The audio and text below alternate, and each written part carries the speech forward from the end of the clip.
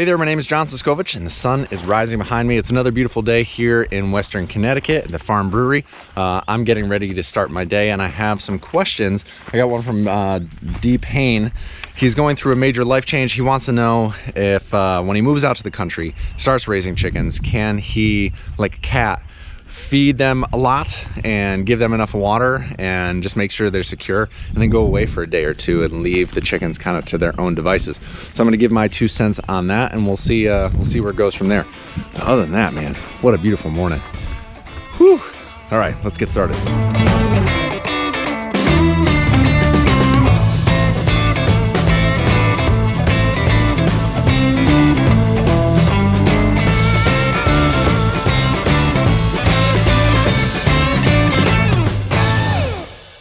D brings up a good point. Just kind of summarizing what he's saying. He's lived in major metropolitan cities for 22 years. He's going to leave city life behind and move out to the country. He's raising some chickens, going to start some livestock. He calls himself, he's a city slicker after all. Now, you know, like, I have a dog and a cat, and the dog needs active attention, needs to go in and out, can't poop in the house, can't stay outside all the time. If I left the dog to just eat all of his food, he would eat all of his food, and then he would have nothing to eat or drink. Now the cat, you can give the cat a lot of water, a lot of food. My cat, it's got a place to go to the bathroom inside, and it's good if you leave for a day or two and you come back, the cat's fine, you let the cat out, it goes out and kills mice and is happy and glorious. And that's easier to get somebody to watch a cat versus watching a dog, just because cats are just lower maintenance. Now with chickens, I want to say both yes and no. You could go away for a day or two, and they would be fine. You could theoretically, and I do say theoretically, feed them enough, give them a secure place and lock them into a yard or a shed or something humane. Let me always caution humane here in what's good for the chicken.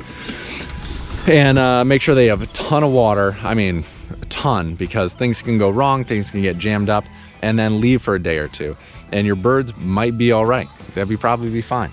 For me personally, I would not do this. I'm in my hop yard, by the way. I would not do this. I would have somebody on call, somebody on backup, somebody to show up in case that is the one time you have a predator that figures out your defenses, or the one time where your water gets jammed up and you can't get water to the birds, or the birds just have an eating competition and they eat through all the feed even though you've like grossly overfed them for a couple days. You could do it. It would be it would probably be all right. But me, nervous Nelly, worrying about the livestock, like, I sleep better now, but in the beginning when I was first starting out farming, and I didn't know quite as much and didn't know all these details, all the fine details of getting this stuff done, I like woke up in the middle of the night and I would go check my brooder. Now we have a camera in the brooder that's Wi-Fi enabled on a virtual private network, a VPN, that I can check any time of day, which is kind of fun. But so yes and no. You can leave for the weekend and leave chickens behind. No, I wouldn't do it without having somebody to come and check in on them. And I would be very certain that you're making humane moves for having enough space, for having enough feed and water, because if they don't have enough space and they get bored, they might start to brutalize each other a little bit, the little pecking, just, I mean, you leave kids alone in a room for too long with nothing to do, they get antsy. So that's my 2 cents. D, I hope that explains whatever you wanted me to explain with leaving chickens away for a weekend. One of the bigger topics here that I would like to address is redesigning how, and this is going to be like 30 seconds, so don't worry about it.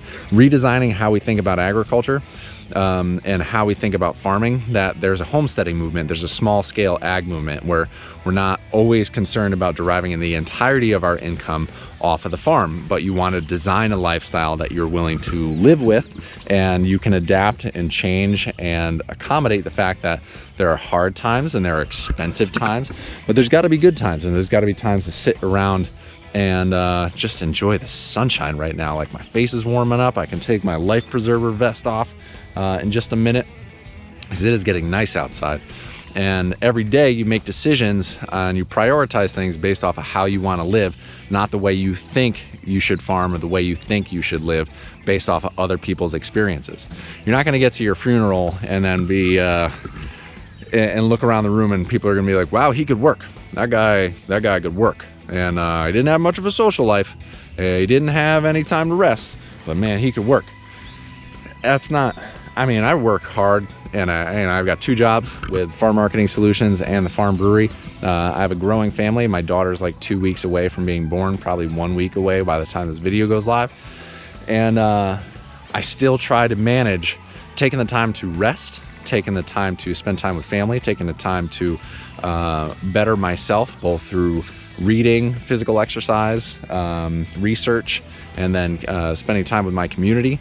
Because at the end of the day, you know, all you got is that day, and you know, tomorrow's not a promise, and you just make the most out of your entire life. So if you want to leave your chickens alone for a weekend, do it in a way that is not going to make their life miserable, and do it because you want to make your life, you want to get away, you want to see people, you want to maintain the relationships that you have from a previous life so that you can more fully enjoy your day-to-day with the decisions that you make.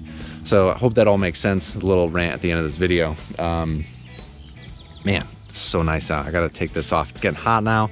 I got a question tomorrow from Jill. Jill, I'm not gonna try to do your last name, Jill, but Jill and Tyler had the same question on how to or when to take birds out of the brooder. So I'm gonna walk over to my brooder because I got birds in there right now. We're gonna record a video. In the meantime, I'm gonna take my vest off. I'm gonna enjoy my day today, and I hope you do the same. Until next time, I'll see you out in the field. Do do do do do do do do do do.